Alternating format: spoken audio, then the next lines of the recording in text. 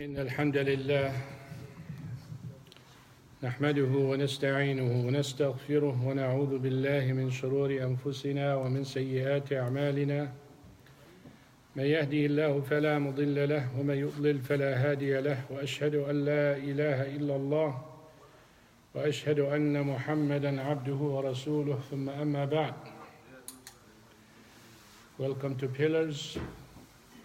May Allah subhanahu wa ta'ala bless your footsteps. Prophet sallallahu alaihi wasallam taught us to welcome people who seek knowledge and say أهلا بطالبي العلم طبتم وطاب ممشاكم وتبوأتم من الجنة منزلا. Today is a special day. It's a very hard day. When I look at you and I see what took place, the death of our brother Ibrahim Al-Abid rahmatullahi alayh, and some of you I saw at the graveyard, it's the time that you reflect. It's a lot more than janazah prayer. When you go to the graveyard and you see the grave, it has different impact. Today in particular, I focus too much when they put him in, and when the bulldozer came and they start scooping the dirt and dumping it on him. And then all you see is a pile of dirt, and our brother is gone. Really, I thought of life. What is life? How cheap, how trivial. This is life? That's it? He's gone? I don't know. In particular today, it touched me too much, even though I went to the graveyard many times. But I thought a little bit longer, and especially I was looking at the youth around, seeing you and seeing how some people far away from Allah subhanahu wa ta'ala, and this is your end, which is really a beginning. It's not really an end. It's the end of your life, the beginning of the another life, the life of barzakh. The life of barzakh,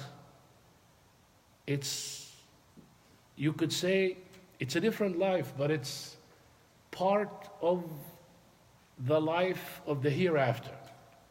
Because the Prophet ﷺ said, the grave can be a pit of fire or a garden from heaven.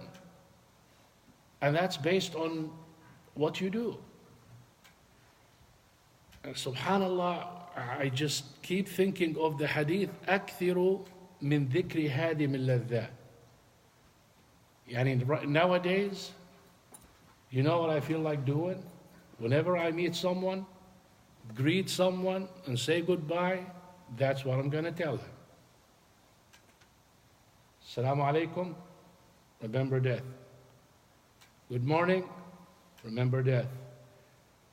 And you know, the other day I said it by joke, not joke, but the brother I met going to the school, and he was there, and he told me, you advise me anything? And I said, remember death. He came the next day and he said, Sheikh, you know, I said, why did he tell me that? He said, and I was thinking about it all day, and it really made me think about death in a different way. And I say the same thing. If you want to live happy, remember death. Can you imagine?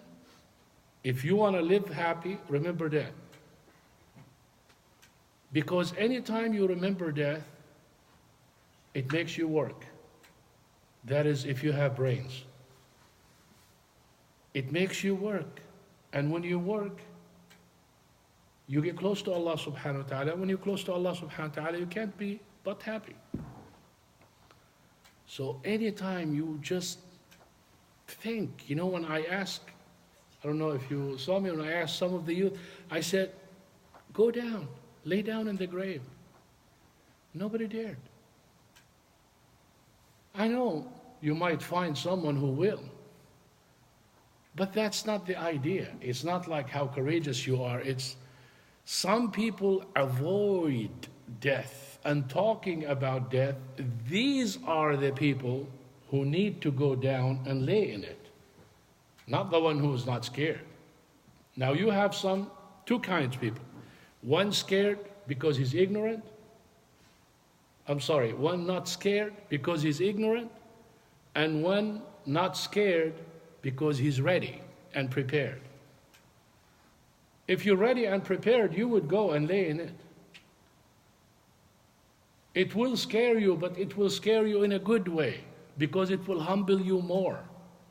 You need to really remember death too much, because we are living so slack. Just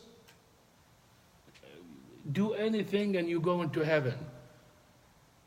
This is how most people are. You pray, just like a brother came to me the other day before the salah. And he said, Sheikh, I have a question, quick question.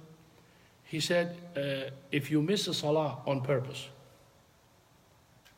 no excuse, how do I make it up? And like he wants to interrupt me, it's like, I don't need your advice. Just tell me how to make it up.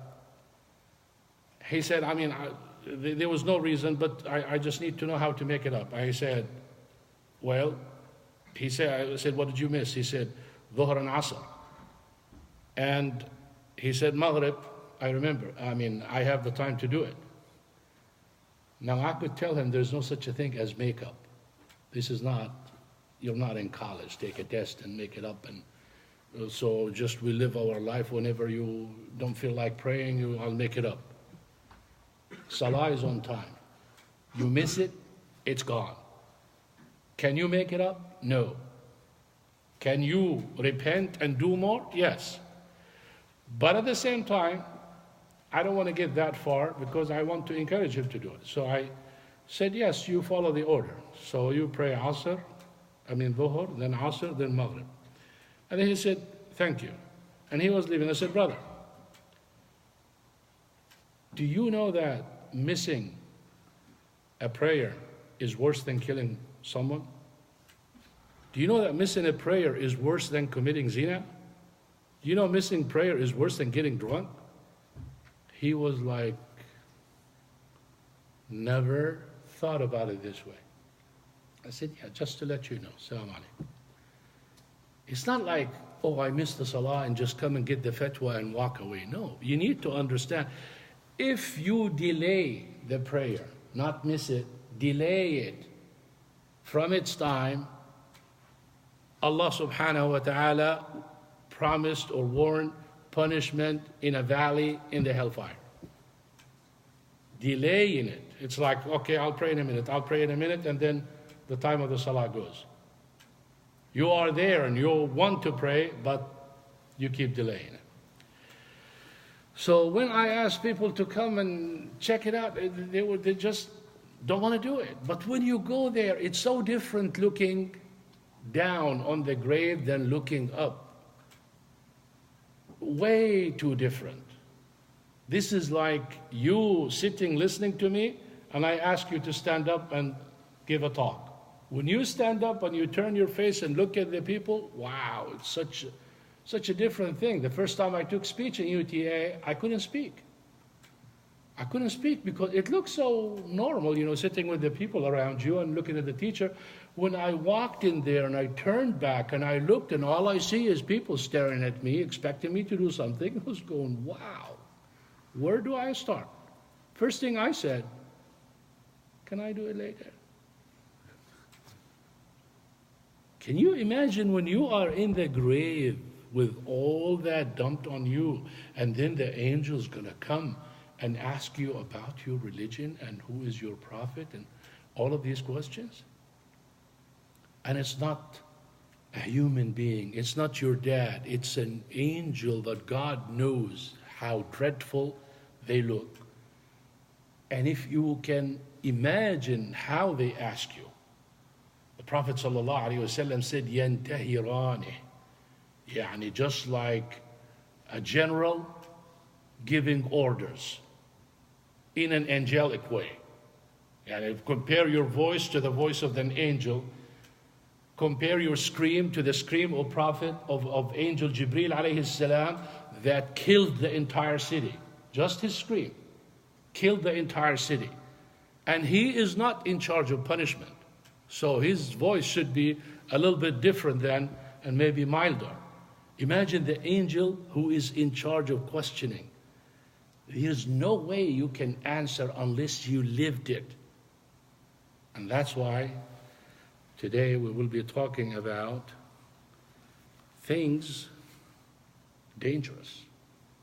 And one of those things, which is haram things, hijab.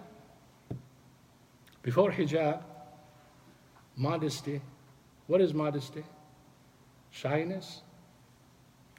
I want you to reflect on the ayah that Allah subhanahu wa ta'ala said, فَجَاءَتْهُ إِحْدَاهُمَا تَمْشِي عَلَى اسْتِحْيَاءٍ. Prophet Musa alayhi salam saw two girls with their sheep waiting to give water. Men are giving water and the two girls far away. Why? Because they're girls. They don't mix. They don't go and take turns. It's my turn or your turn. Wait until everyone is done and gone. Now they can come. Prophet Musa alayhi salam, being a gentleman, he came. What's wrong? He said, clearly, we don't water our sheep until people finish. So he did the job for them. And that is basic for anyone who has little love and protection for his Muslim brother and sister. Now they left. As I said before, he did not ask them about their names or their phone numbers or where they live and who's their dad and what grade they're in, none of that stuff. He just turned away and went and directed his hand to Allah subhanahu wa ta'ala. What did he say? Oh Allah, you gave me so much, but I am still poor. Thank you for what you gave me, but I'm poor. Now you or any other person might take the opportunity and ask for a phone number for the purpose of, quote unquote, I want to get married. Right? Let's assume that. You don't think Prophet Musa alayhi salam or anyone doesn't want to get married? They do. But they do it the right way. So he went directly to Allah subhanahu wa ta'ala.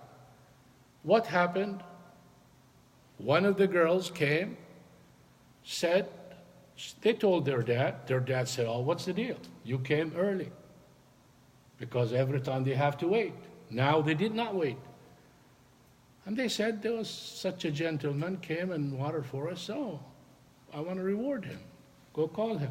The father is too old, cannot go himself.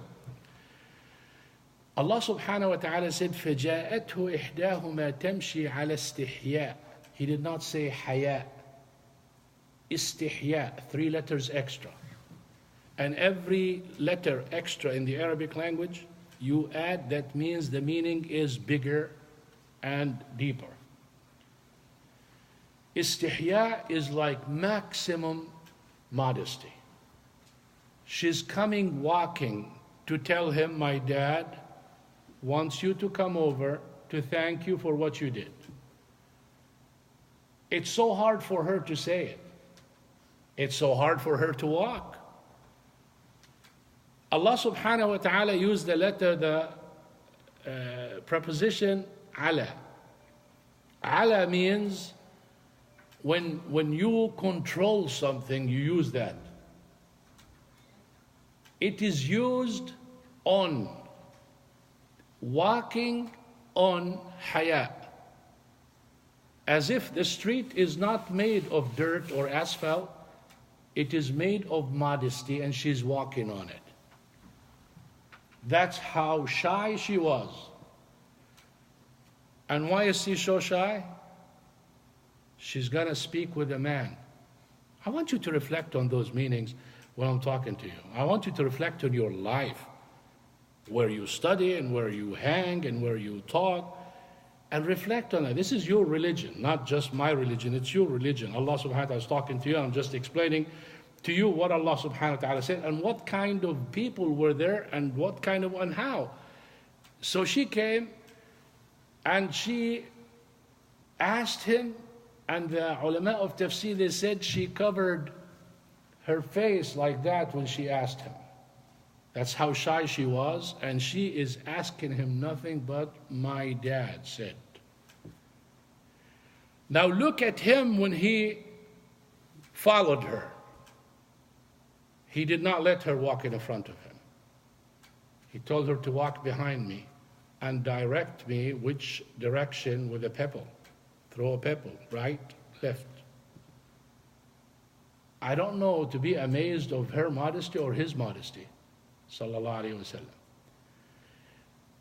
I want to give you some sayings and examples. Al-Faruq, Umar ibn al-Khattab radiyallahu anhu, he is what Khalifa? Second Khalifa, right? Who's the first? Abu Bakr as-Siddiq. Who's the third? Uthman ibn Affan. Who's the fourth? Ali ibn Abi Talib. Ali ibn Abi Talib. طيب. Umar ibn al-Khattab said, this is heavy. أقبح النساء السلفع. He said the ugliest woman is a salfa. Who is a salfa? Look at the meaning.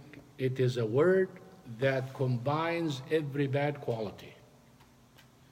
Yani, the girl who's loud in her voice, the girl who comes and goes as she pleases, the girl who talks with men openly,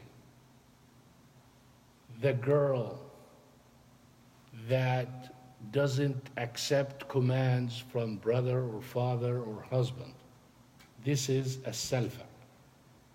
This is the girl that no man, quote unquote, not male, no man would accept a girl like that.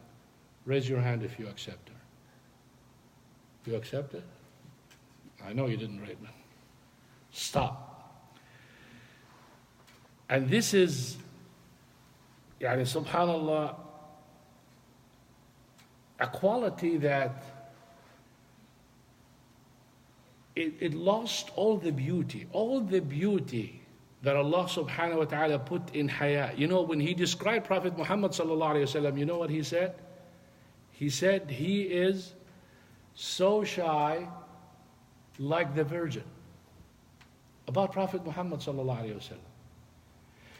To the point that, just to show you how to relate this, at marriage, I told you before, if the woman is getting married for the first time and you ask her, do you accept to take so and so as your husband? What's her answer? Silence is accepted. That means yes.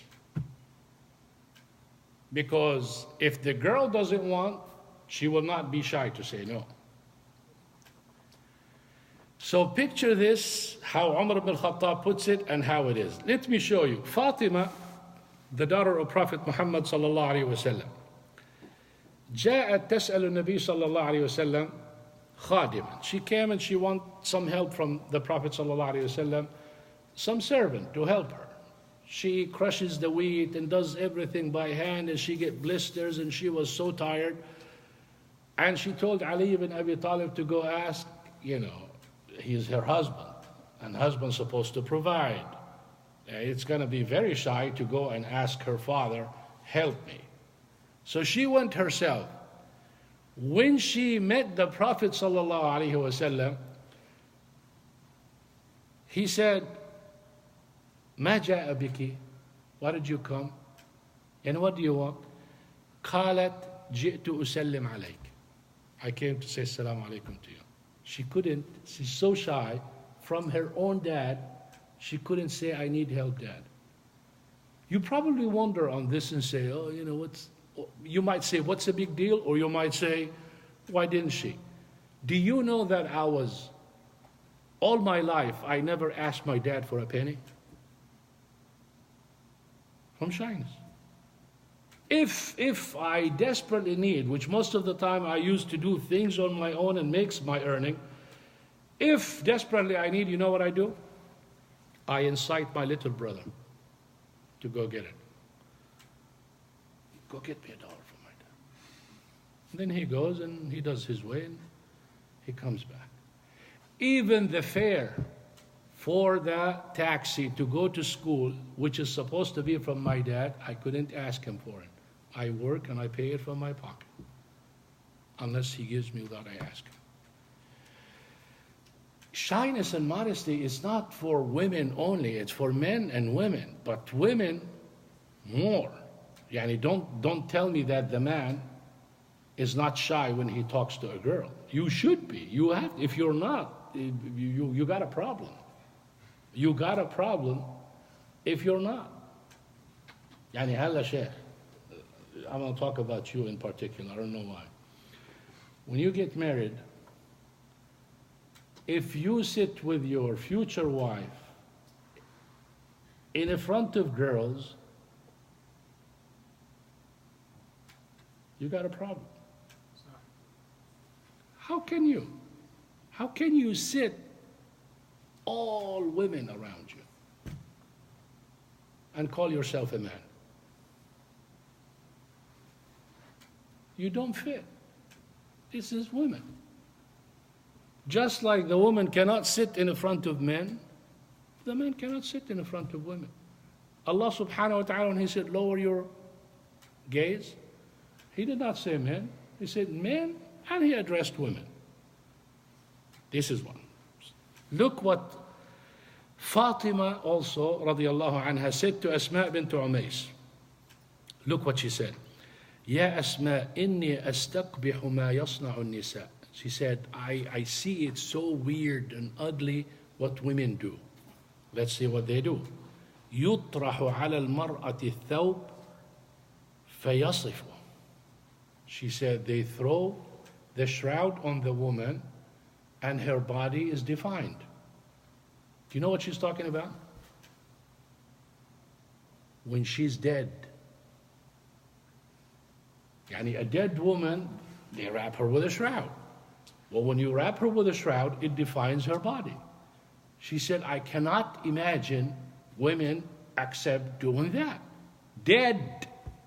She's talking about something, she's got to be dead. And look what she told her. She said, أَلَا أُرِيكِ شَيْئًا رَأَيْتُهُ بِالْحَبَشَةِ. She said, shall I show you something I saw when I went to Abyssinia? She said, yes, sure. دعت بجرائد رطبة فحنتها ثم طرحت عليها ثوبا. She, like here is the table, pretend a dead woman here. She came some palm tree leaves and she bent it in different shapes and she puts it here and she puts the shroud over it. It gave a huge different figure. You don't even know what's in there. Look what Fatima radiallahu anha said. ما أحسن هذا وأجمل. Do that for me. She said, what a beautiful thing. Do it for me. You're going to see something even more weird. Aisha radiallahu anha, the wife of Prophet Muhammad sallallahu alaihi wasallam, the daughter of Abu Bakr as-Siddiq, قالت كنت أدخل بيت الذي دفن فيه رسول الله صلى الله عليه وسلم أبي كذلك مدفون في الغرفة. She said, I used to go to the room where the Prophet ﷺ is buried and her father is buried. فأضع ثوبي. Basically she takes her hijab off. قالت وأقول إنما هو زوجي وأبي. يعني, this is just my father and my husband. She's talking to herself, and there are two graves, not human being graves. Look what happened now. قالت فلما دفن عمر. Now Umar ibn al-Khattab radiallahu anh was buried there with them, and he is stranger to her. Look what she said. قالت فوالله ما دخلته إلا مشدودة علي ثيابي حياء من عمر رضي الله عنه. She said, Wallahi, I swear by Allah, I never entered the room but wearing full hijab, because I am too shy from Umar being in the room. Dead.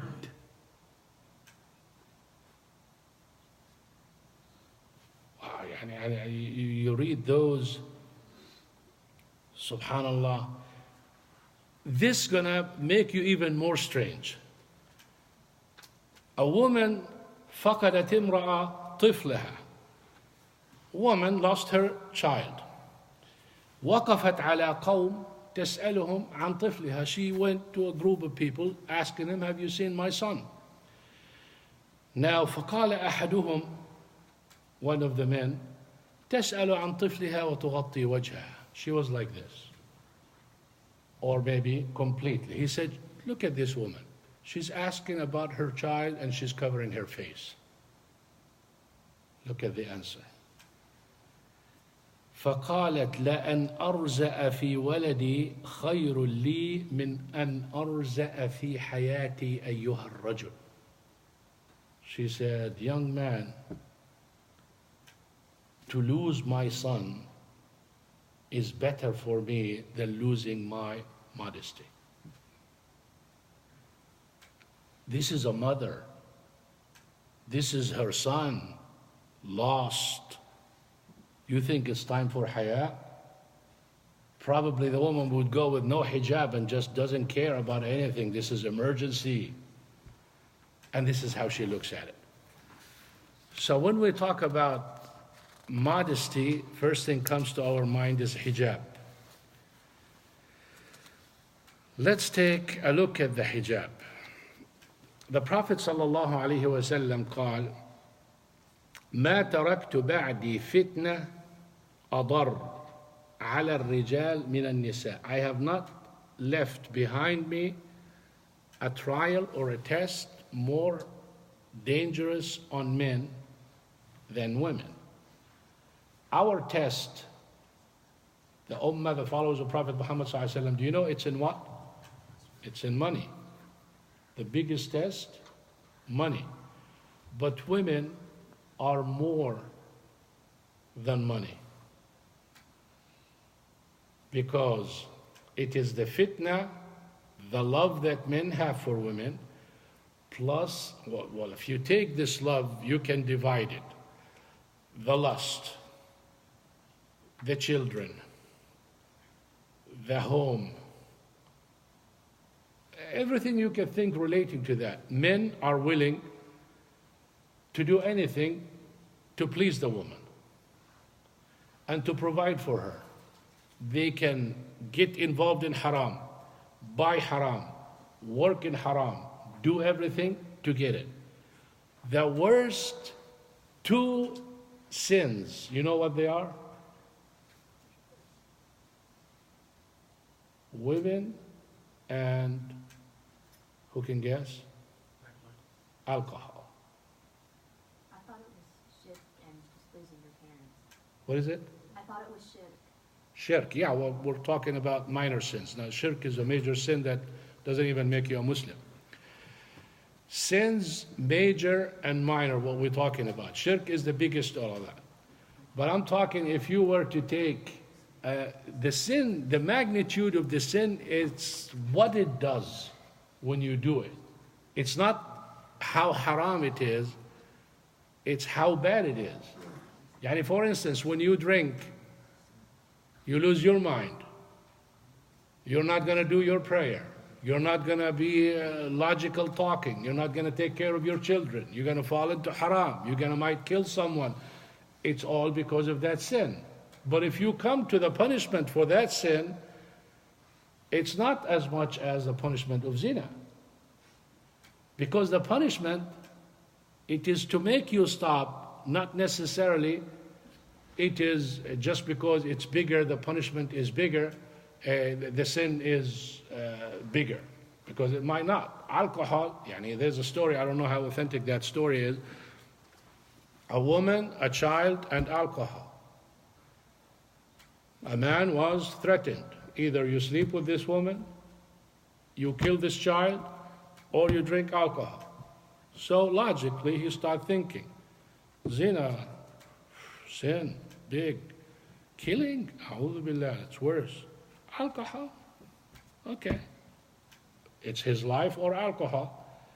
And we said the 5 necessities: religion, life, brain. Alcohol makes you lose your brain. Life is more important than brain. The most important is religion, then your life, then brain. So you can get drunk, or drink, not get drunk, drink, if you are forced to save your life.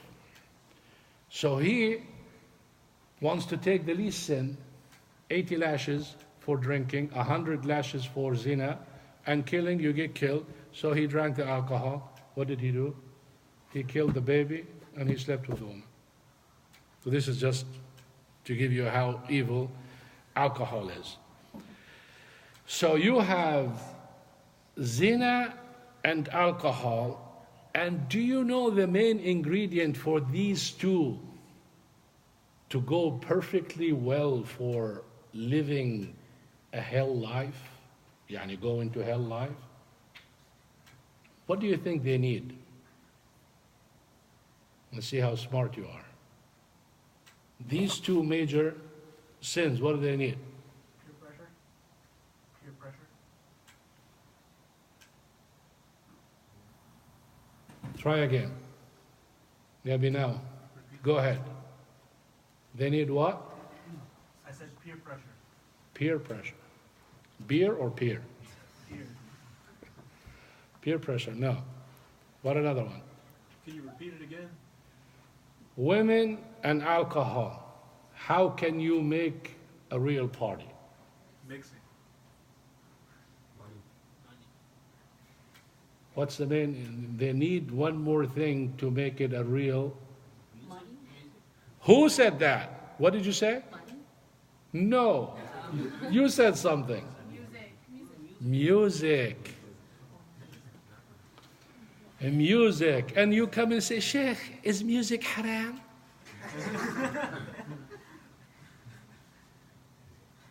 The first thing they do when they have clubs, sound system.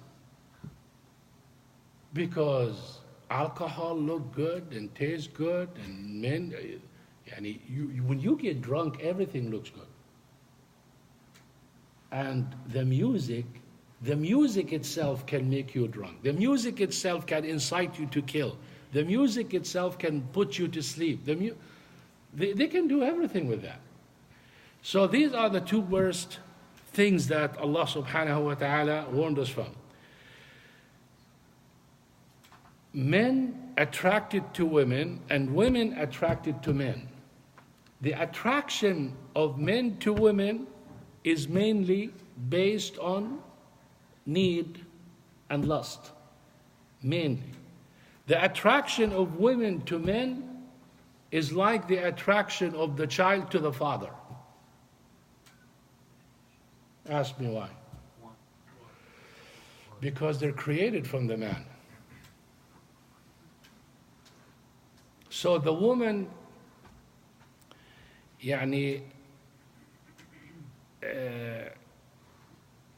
she will get her, I don't know how to put the word. She will get her power and her strength and her identity from the man, because she's created from him. So she is attracted naturally to him. I'll give you an example. If the woman marries the president, what happens to her? She becomes heavy duty. If you marry if you are, let's say, a carpenter, and you marry a doctor, female doctor, what happens to you? Still a carpenter. Still. This is the best answer. Still a carpenter. In fact, the woman can never drag the man up with her status. You heard it? Yeah, and if the woman occupies a high status and you marry her, you're not high in the eyes of people because your wife is high. In fact, it can fire back. Mainly it will. What is he? You think he's a man? She's the one who's running everything. That's the least that people would look.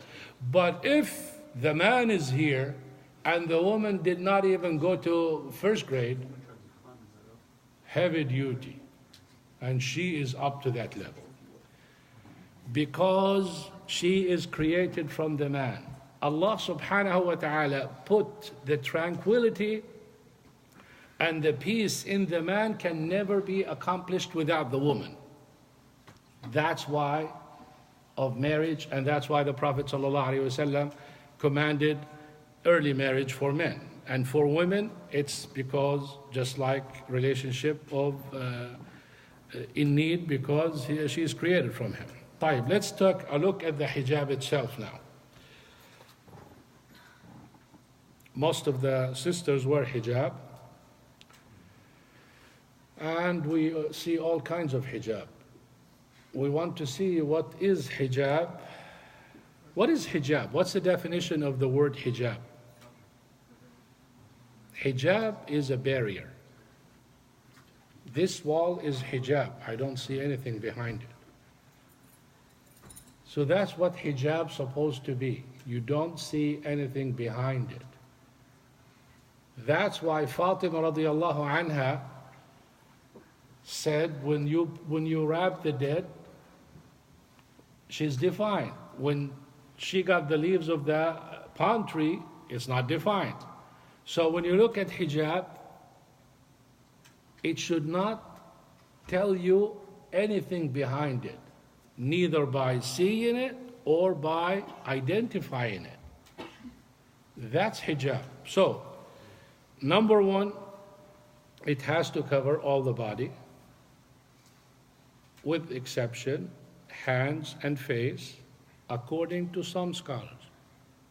Other scholars, they're not excluded. All body is covered. So, hands and face can, but other scholars, no, you cover. And those who said you can show the face and the hand, they said it's better to cover the whole. So yes, you have permission to do this, but it is better if you don't. All right, that's one. أن لا يكون الحجاب في نفسه زينة. Hijab in itself, it should not be attractive. Colors, additions, stop signs and traffic lights and all of that, you know, the people they'll put here and there, and it makes the person, let me put it to you this way. If someone says, oh, your hijab is beautiful, know that your hijab is not shari.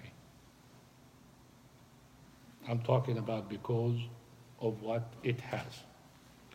Third one, thick material, not soft. Why? Because thick material, well, it has to be thick. Thick material doesn't stick to the body when you move. So if we're, and by the way, this is the same thing for men. Dushdasha and thob, it's the same thing, but not as women. Yani, when you apply rules for men and women, it is more and worse for women when it comes to that. Fourth one, فضفاض واسع. فضفاض واسع يعني I wear 60 myself, I buy 62 or 64. that what you do? 64. 64, mashallah. Same thing for the sister. If you go to buy, this is, I heard it from a sister. If you go, for sisters, if you go to buy your clothes and you see the salesman brought you the size, know that you are not even close to hijab. Because that means he looks and he saw and he judged and he figured and he came. And I personally cannot imagine, I'm talking back home, not here, a man working in women apparel and a woman walking to him and asking and buying and majoring and talking about clothes and underwears and I mean, wow. Would you do it? I mean, work. Would you? Raise your hand if you would do it. Work in a place where women would come and buy from you?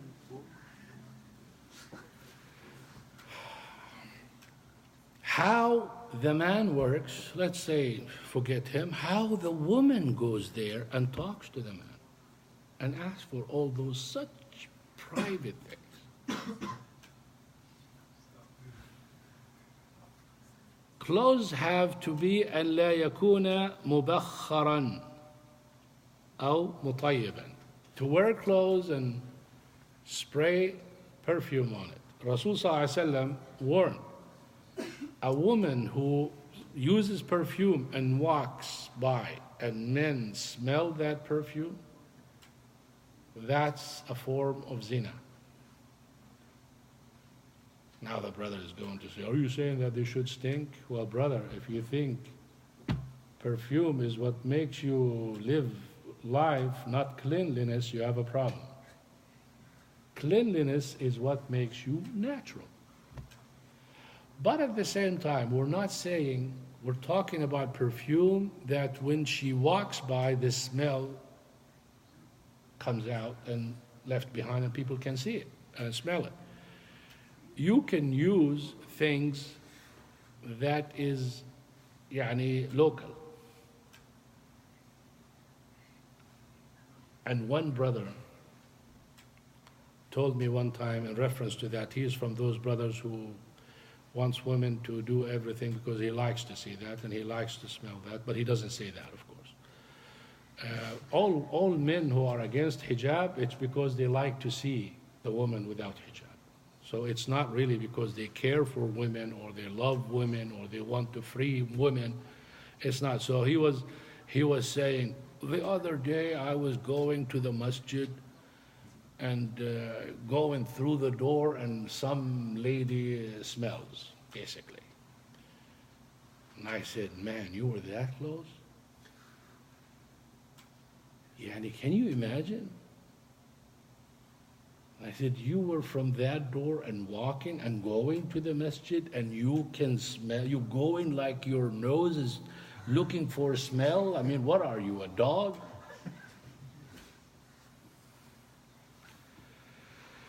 So you cannot wear clothes that has a smell, that when you walk, the smell comes out and men smell it. So some sisters, they take a loop around it. They carry a child and they stuff the child with all the smell. Wallahi al-azim, astaghfirullah, I don't have anything on me, it's the baby. Now, if you're carrying the baby, it's like you wearing it. So that is not an acceptable excuse. Number 6, أن لا يشبه ملابس الكافرات. What does that mean? If there is a special dress that bad people wear, or something, design that is special for people that is not looked upon as good, and you buy your clothes similar to that, even if it's hijab, and good hijab, you should avoid that. So you're saying like custom-made clothing? Custom made? No. Like, let's say one of the actresses have a special design, a special dress that they wear, you get a dress similar to that. Oh, like you buy like. Exactly, you buy it, exactly. So you are basically mimicking and comparing yourself with, يعني هلا you see some of the brothers here, you might see one of the players wearing something and you just go and this is special. I mean, that person is known by it and you go buy it because you like that person too much. Remember one thing, if you like someone too much, you will be gathered with him or her. Because you only, Rasul said, يُحْشَرُ الْمَرْء مَعْ مَنْ يُحِبْ. You will be gathered with those whom you love. So if you love the Prophet ﷺ too much and you do your best to follow him, you will be gathered with him. And if you love something, many of us, they watch people. It's okay. You can watch sports. You can watch whatever. You can like the person or for the game. But it's not the liking that contradicts your religion or something that makes you do haram. You cannot also wear clothes that's special for men. Now, Is that about like team jerseys? Like if I buy a team jersey of a player that I like? no, it's okay. This is, but jerseys and stuff, this is no big deal. But I mean like you probably, if you know about a player more than you know about some of the Sahaba, you have a problem. Yani when someone comes and tells you about his life in 1975. Oh, he used to, the Hall of Fame. Oh, this is his 10th medal. Oh, he got the champion 6 times. And oh, no. What's after that? And then you come and tell him, ask him a question, basic question about religion, you don't know that. Wallahi, you're gonna die.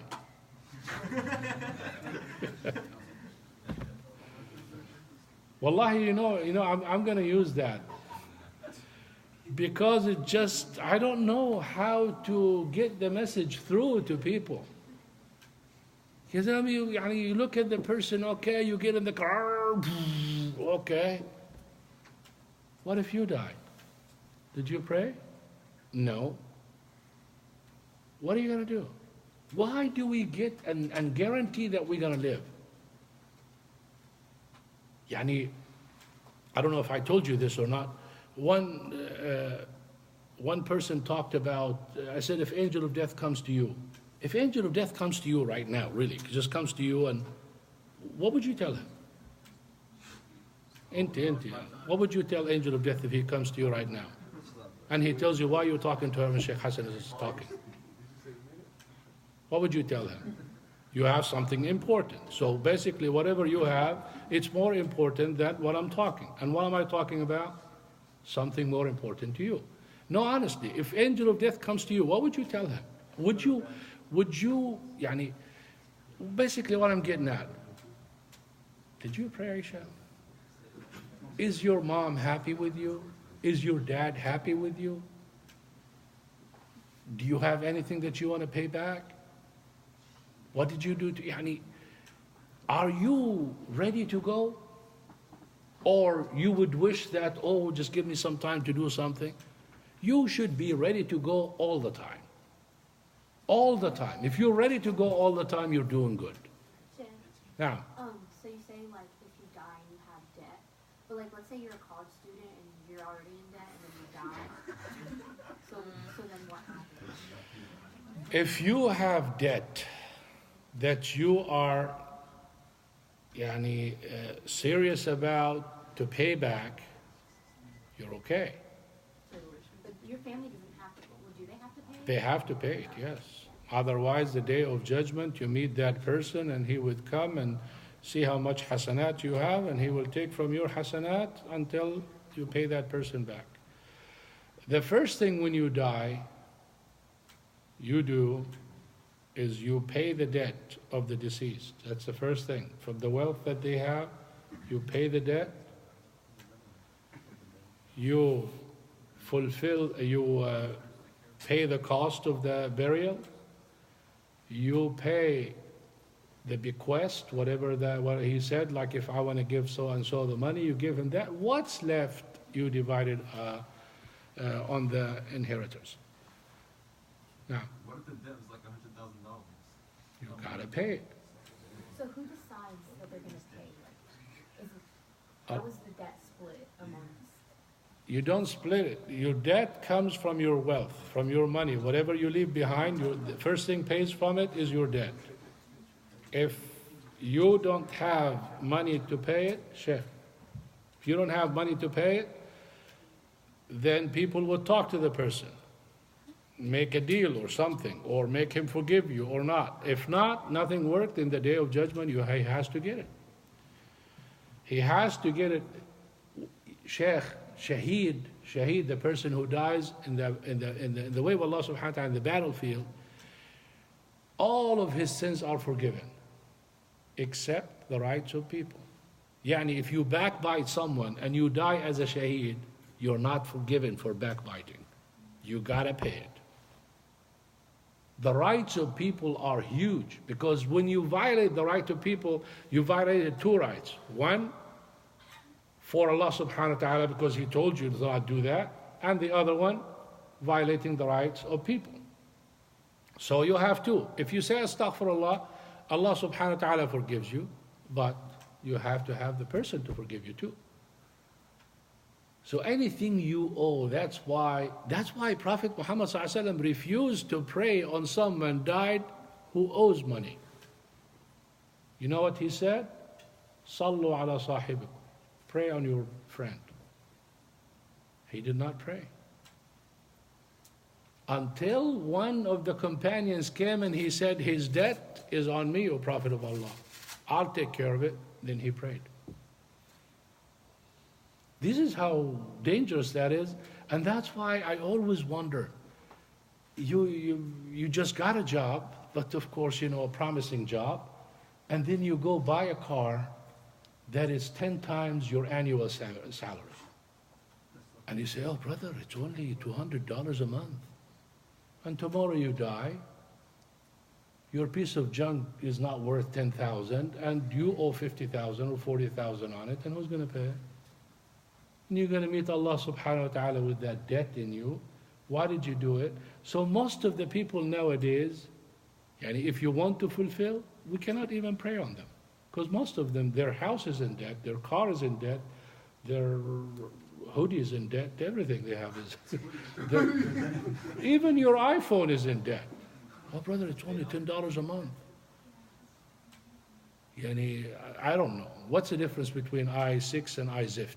I made the difference, the technology. Habibi. You can text and you can see and you can... no, this one here, watch this. Look how you take the picture, mashallah. Now get it, okay. That's why people thriving on people like you. They're thriving because you have no character. You know what character is? Everyone proving themselves through technology. My car. It's like, I want to show that I am someone, I drive a nice car. The nice car may not be that. No, I'll just go. You can do it once or twice. Man, you wake up in the morning barking? I mean, how can you drive that piece of junk? I can understand enjoying it one time, but all the time you're driving with this noise. Wallah al-azim, sometimes music, you can't handle it. Even for those who love music all the time, they want a peace of mind. Now, Sheikh, it's okay to enjoy nice things in life though, right? right, that's why you're enjoying your hair. No, Sheikh, like... Of course it is enjoyment. We're not talking, does that sound like enjoyment? Enjoy what you afford, what you can afford. But don't go put yourself in debt and then tomorrow die, and as she said, then who's going to pay for you? End up in hellfire. When you can afford it, buy it. Now. Okay, so you know how I said, like, if you're a college student and you're in debt and then you die? So, like, I forgot what I was going to ask. Well, go ahead. I'm sure they're all in debt. You know, Oh, yeah. with your exception. So basically, like, let's say you go to UTA, right? Like I did. So let's say you die and then you have all of this debt, and then on the day of judgment, like, would the UTA, like, head person get your hasanat? That means you have to be in hell. No, like, seriously, because it's like, I mean, I understand, like, you get the hasanat, like, if you're a believer, like, let's say it was a believer, you borrowed some money, you never paid him back. But, like, let's say it's a kafir who would end up in hell, like, let's say, like, in theory. So then what would happen? Like, because they, you know, they loaned you that money, like, the corporate loans you that money. So then who would take your hasanat? Well, as far as I know, if you don't have anything left in your will, they don't ask anybody. They cannot go after anyone but you. It's different Islamically. Islamically, if my son dies and he owes something, I'll take care of that debt. But for UTA and others, as far as I know, if you die, they go after what's left with you. If there is money, they will take it. If there isn't money, they won't. It's considered write-off. No, I mean like in the afterlife. Like let's say the person who I owe money, but they're kafir. Maho, if they accepted it this way, write-off, that means you don't owe them anything. So I wouldn't owe them, even though I'm in debt, like the college. Yeah, no. Don't plan on dying then. The government cancels your debt, your college debt if you die. Does it really? What do they do? The government, they cancel your college debt. So what do they do? They write it off. Yeah, they just take it off. They take it off? Yes, Tell you, but that's what I'm saying. Yeah. Yeah. So what happens if you die and someone owes you? Someone owes you? Yeah. Same thing. They can give it to your it will be the right of your inheritors. Those who inherit you will go after those people because now it's no longer your money. Once you die, you have nothing. Everything is for the people to fight over your money. And that's what they do. And they kill each other and they go to jail and they fight and everything. So you collect all of your life to give to someone else to enjoy. That's why the Prophet ﷺ said, all of your money is not yours except what you give for the hereafter. Tayyib. Now, here is the dangerous thing about hijab. Nowadays, you see all kinds of hijab. Ears showing. What kind of hijab is this?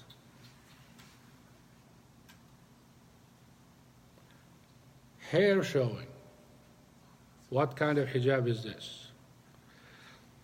Do you know, if I'm a girl, I would not show one single hair. Single hair, I will not show it. Because anything you show that you know it's showing, you are sinning every time a person sees it. Every time a woman walks in the street with a hijab that is not fully hijab, she is sinning all the way until she goes home. I want you to think, because sometimes we come and we say, I make dua, Allah subhanahu wa ta'ala doesn't. Wallahi, I pray. Wallahi, I do this. The words that you speak, they can get you tons of sins.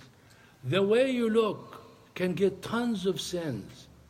So a sin that you are showing, it goes how far? Let's say a picture. A picture, you have it on the media. How many thousands of people saw you?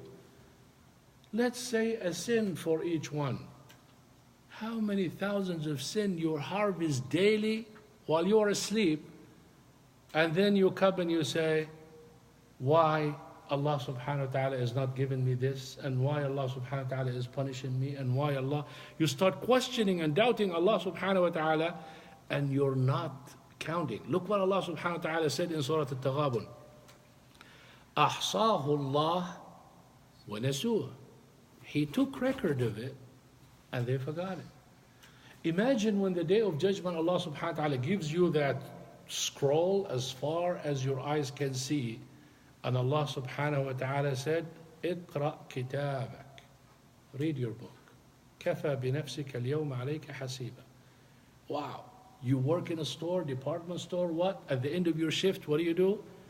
Click that, and then you see all that journal coming out, and you took and you count and you add and you delete and everything you did in that day. Can you imagine when you see, you scroll every word you did, every person looked at you, every person you said something about, everything you did in your life is written in fine details, and Allah subhanahu wa ta'ala gives you the power to read it just with a glance and to know everything and to remember it.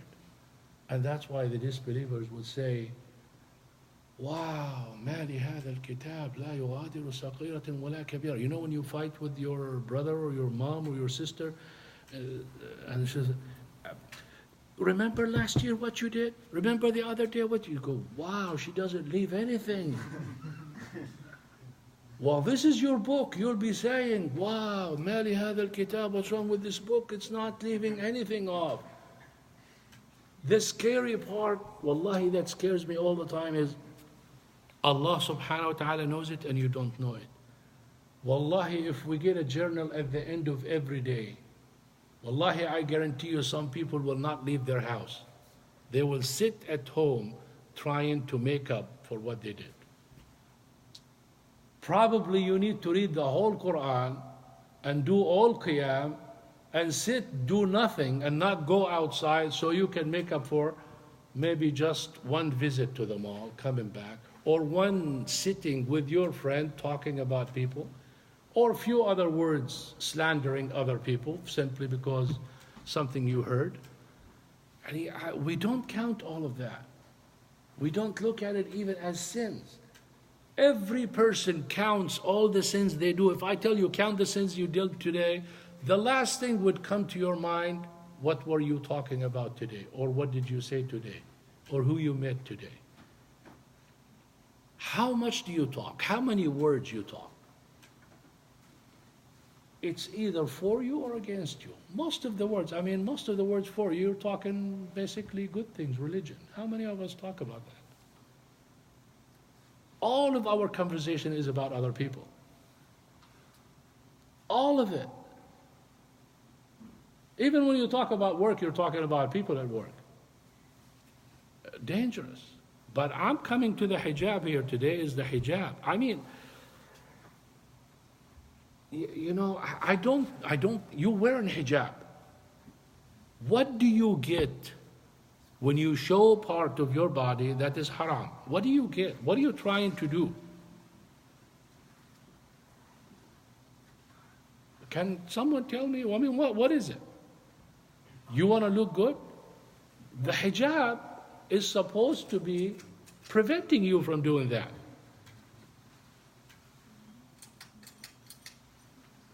So think about that. Think about the hair. Think about the earrings. Think about the neck. Think about the tightness of the clothes. Think about the transparency. Think about all of that. When the woman wears a hijab, or when the sister wears a hijab, it's a joke. Honestly, I don't even know. Wallahi, I am shocked. How do they walk in the street with clothes like that? How? They don't see themselves in the mirror? Don't tell me they don't, because I'm sure they stand in front of the mirror a million times. They don't think. Everybody will think that you have a hijab. So if you're trying to hide your identity, you're not doing it. One person was in line, and he was getting profiled. Is that the word? So he was mad. His name is Muhammad. He was mad. He said, I got nothing to do with Islam. One brother told him, sitting with there, he said, your name says it all. You lost both. you're not a Muslim and you're not accepted as a non-Muslim. خسر الدنيا والآخرة. He lost this life and the hereafter. If you want to impress someone, I can't say that word, but if you want to look good for what Allah subhanahu wa ta'ala sees good. If Allah subhanahu wa ta'ala sees you good with a beard, that's how you want to look. It's not what people think and what people like, it's what Allah subhanahu wa ta'ala likes. As a believer, what dictates good and bad, it's not your taste, it's not your logic, it's what Allah subhanahu wa ta'ala says. When the legislation comes, your opinion freezes. You cannot. Allah subhanahu wa ta'ala knows what's right and what's wrong. So in Allah subhanahu wa ta'ala, like some people say, oh Shaykh, my beard is not full here and it's ugly. And I said, in the sight of Allah subhanahu wa ta'ala, you're beautiful. Even if the whole world unite that you're ugly. You're beautiful, and that's what counts. Let the whole people tell you how good you're. Like one person I told him, he said, oh Shaykh, inshallah, if I have a beard like yours, I will. That's not what Allah subhanahu wa ta'ala wants. Allah subhanahu wa ta'ala tests you. Allah subhanahu wa ta'ala tests women. The woman will be so pretty. Or she has pretty hair or something, and it's like, that's the only thing she wants to show and to be proud of. She is tested with the hijab. Her test is bigger than one less beautiful hair. What's the men's Now, What's the men's test? beard. If Allah subhanahu wa ta'ala blessed you with a beautiful beard and you shave it, or He gave you not that beautiful beard and you grew it, you get more hasanat than a person with a good beard, because you're going to hear a lot of junk and you're going to swallow it. Life is a test. Life is a test. Everything. Allah subhanahu wa ta'ala gives you beauty in certain things and He takes something away from you. No one have all bad or all good. When you look at the most beautiful people on Miss Universe, you think everything is perfect? No. Mr. Universe, Mr. Zift, I don't know.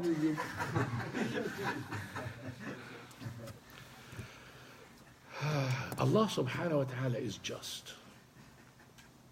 Keep that in mind. If you look at yourself and you don't like something about yourself, dig deep. You're going to find something that the person you are jealous of, they don't have, and you have it. And look at the intelligent people. People call them all kinds of names. But look where they are. Look at their brain is putting them above you, and above them and above everyone. But to you, they are retarded, maybe. They're retarded because a retarded person sees intelligent person retarded. Because a retarded sees with a vision of a retarded person. The monkey sees all animals monkeys. صح شيء؟ طيب. Now we're talking hijab. The girls would take care of their hijab. Now if you go home, wallahi, if you go home, boys, if you see your sister or your wife or your mom not wearing the hijab properly, you have to say something. And if the sister is not wearing the hijab properly, you have to do something. That's why people made hijab here and they put another piece under it to cover that hair. It's not supposed to be like this. Do I have hair? It's not. It's like, what are you trying to do? You just don't know. Sliding? No, I don't think so. But not every day they slide. It's not windy. These questions people answer themselves. Head, look at your hair. If you have a bad day, look at your hair. I'm serious. Wallahi, if you don't look at your sin, because this is an obvious sin that you know it. You know it. Other sins you might do it and you don't know it. You know, when I'm talking to him, I don't mean to hurt his feeling or to backbite maybe, and it happens. So I don't know about that. But I know my sins. I know if I stand in the front of the mirror and I shave my beard, I know I'm sinning from now until it grows. And then get it again. I don't care if you have one hair, brother. You don't shave it. Naam. What if you shave it? Huh? You shave it to grow more, then you get sins until it grows more. Think of it this way. I will sin, and I take the risk that I'm dying on that sin and meet Allah subhanahu wa ta'ala with one hair missing.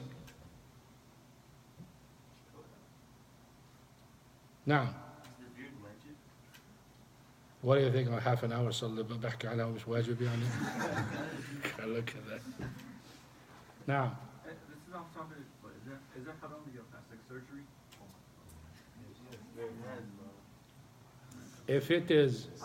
if it is to restore plastic surgery, if it's to restore damage and bringing it back to where it was, it's okay.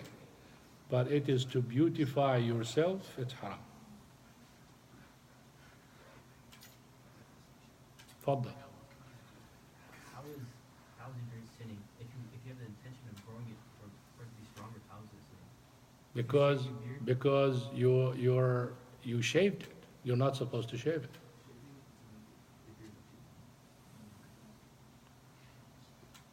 Leave it as is. It will grow. Why you want to rush it? Allah subhanahu wa ta'ala doesn't care. He didn't say, oh, you who believe if you have faster beard, you go to Jannah.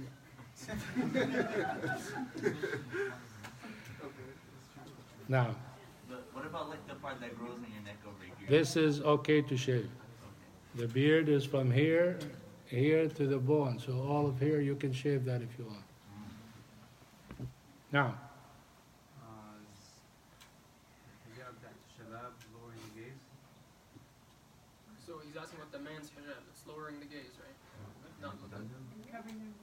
women and men lower the gaze.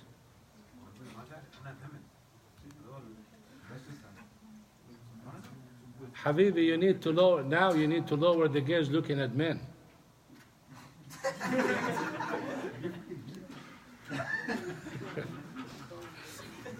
Wallah. Yes, I'm serious. There is awra for men. People don't adhere to the rule from navel to knee. If above that, you cannot look. Now. Okay, this is a really specific question. It's kind of off topic, but I kind of need to know the answer. So, like, you know how you say like backbiting is haram? So what if like you're watching like a professional like game, and like you say like a specific athlete is like sucks at football or something? Is that backbiting or like what if you're watching like the Cowboys play and you say like that player sucks? Is that backbiting or no? I call Zion that. Sheikh, ذكرك أخاك. If he is your brother, then it is haram.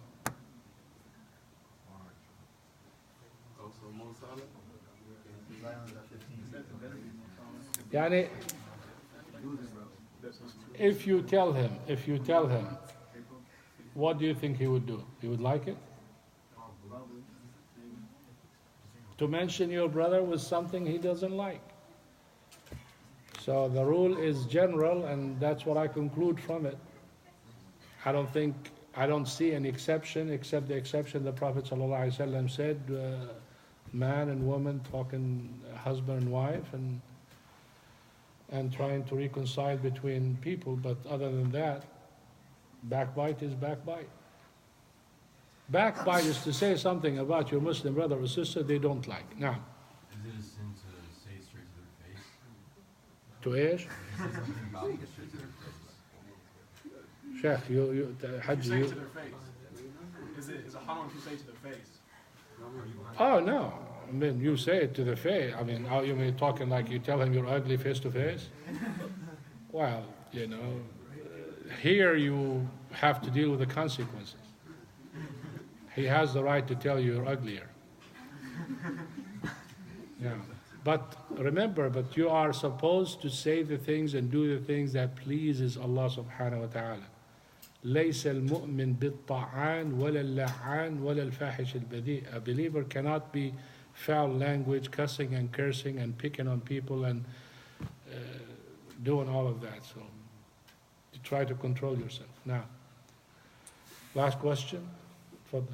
So if there's somebody that's transgender, like a man marrying a woman, are you allowed to take off the hijab, or like the opposite? Are you allowed to look at them? Like, are you allowed to?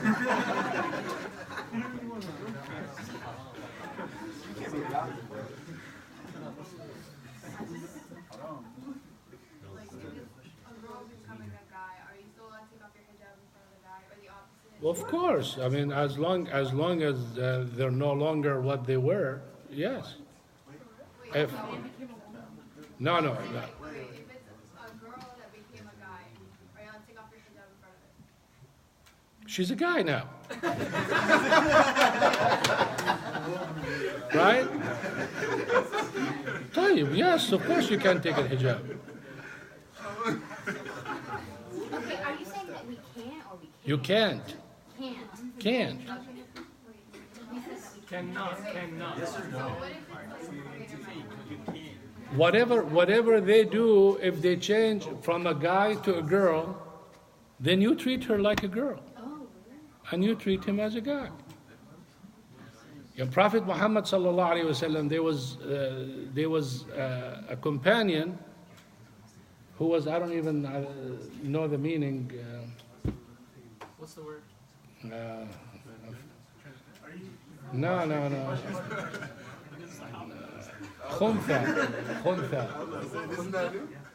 Khuntha, basically a man whom he has no interest for women.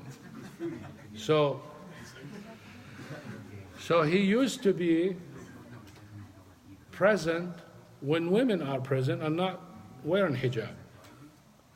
One time he made a comment referring to the shape and the looks of a woman, yani in a positive way, like she looks beautiful.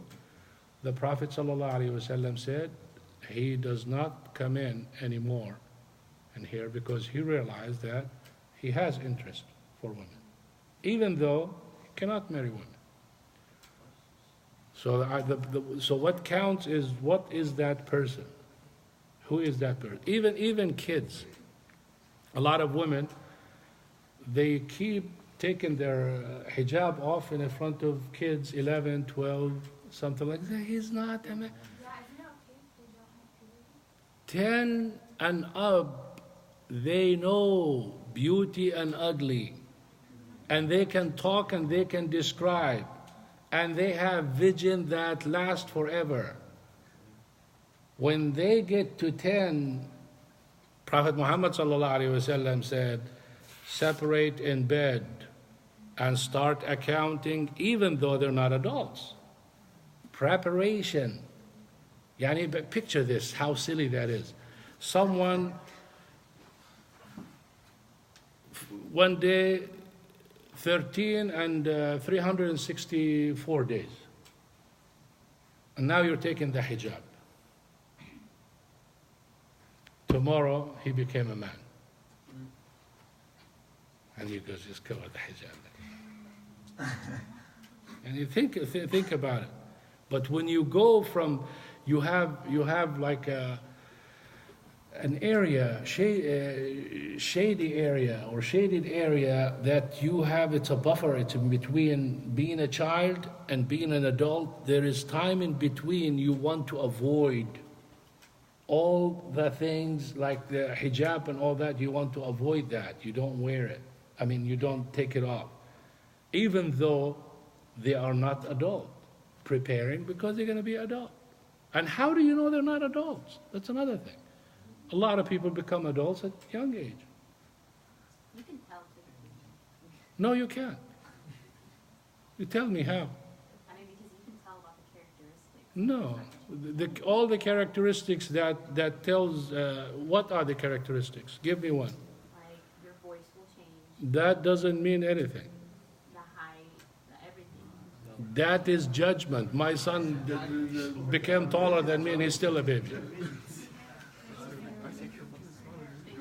Facial hair, okay, maybe, but that's not the sign, by the way. Sheikh, what are the signs of puberty? Why are you so nervous?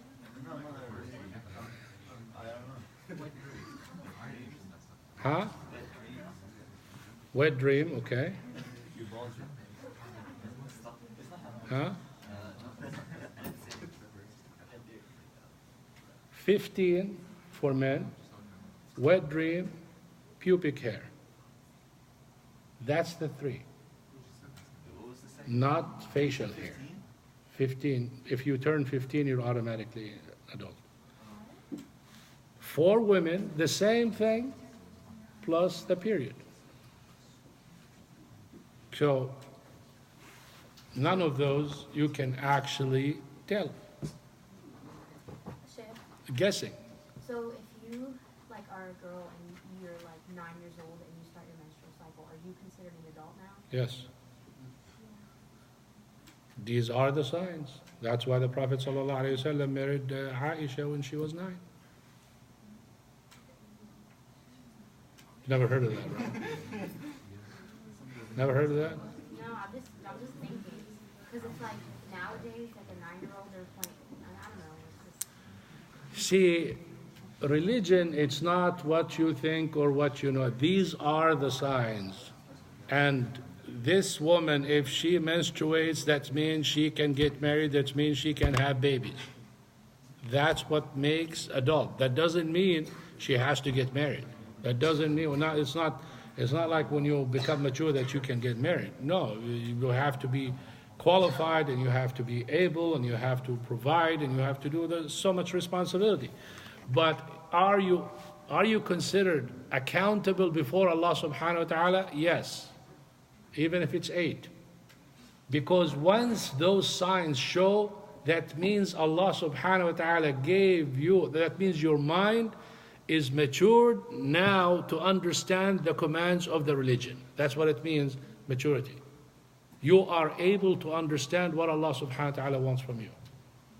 If you are able to do that, then you are considered an adult. Now, So you know how you were talking about the scroll on the Day of Judgment? Does that mean that the quote-unquote scroll, like it starts whenever you hit puberty, or what? yeah. Yeah. But everything you do before, good, it carries with you. Bad, you're not accounted. Look how generous Allah subhanahu wa ta'ala. Yani you made Umrah or you made Hajj when you are not an adult, the reward for that will be carried to your account when you become an adult. Doesn't it go on your parents though? Does it go on your parents though? Parents, they get their hasanat when you do it. No. No, when you do say you act, don't they get the... No. Nobody gets the sayyat of another person unless you are directly involved in it. Yani, for instance, if the girl comes out of the house, her hair is showing, her father knows it, he is sinful just like her until she comes back. Is that the same with your husband? Now, Is that the same with your husband? yes, the husband, well, when she leaves the father, the husband, yes. That's why it doesn't make sense when the husband, the husband who doesn't know his responsibility comes and tells, like, how come your wife not wearing hijab? Oh, it's up to her. Yeah, I understand it's up to her. I'm not going to put a gun on my wife's head to wear the hijab. But at the same time, it's up to me too. Which means I'm not willing to get punished because of her.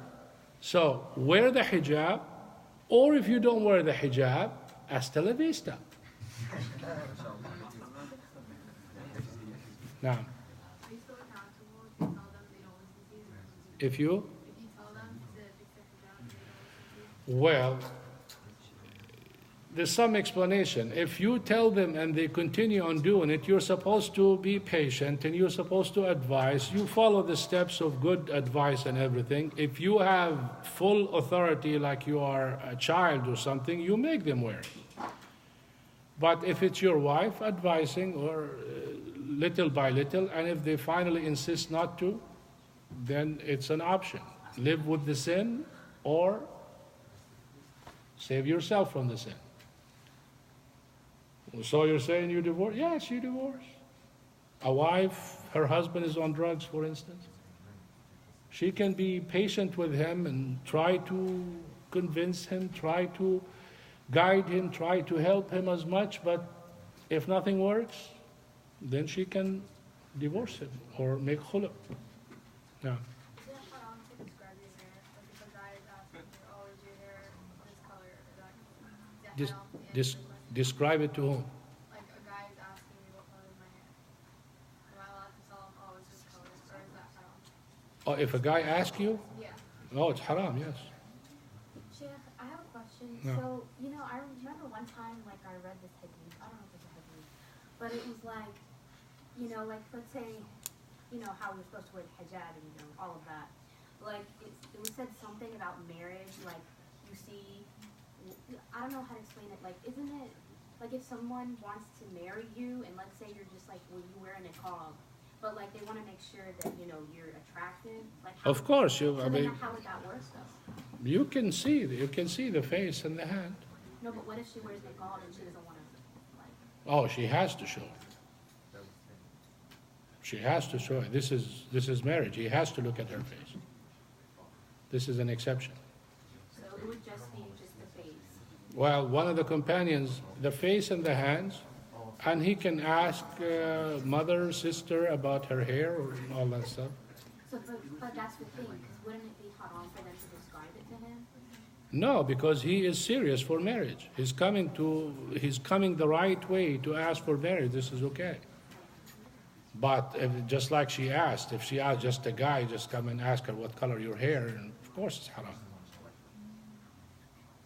When it comes to serious marriage, the person, I was thinking about the story of the two daughters that came to Prophet Musa alayhi salam. She came with this haya and she's going to ask something. And can you imagine a guy approaching the girl and asking for the phone number and sitting and talking and everything, and we're talking marriage? There are many straight ways to get married and to ask and to find out who. You have friends, you have sisters, you have relatives, you have mothers, you have so many things that you can. I think it's for you, it's 10 times easier than non-Muslims. Non-Muslims have to do everything by themselves. You have a million other ways to find out that. You should not approach anyone and ask for the phone number. And if someone approaches the girl, you should not give him that. If someone but comes, sorry. Obviously talk to the dad or talk to someone else. Now. لو تمشي تغري زي حاجة like serious شو بتقدر تعرف؟ What can you know? What can you know if you're like, Serious? Yeah. Like talk to her individually? Yeah, so like what can you know? Like she was saying like the color or whatever. If you went the right way, all of those you can ask. What color your hair, or is your hair curly or straight or whatever. And you can ask your mom. Your mom sees her hair. She can see. Huh? Besides the shop. What else? I don't know. Well, ask her. She thought it was like more stuff.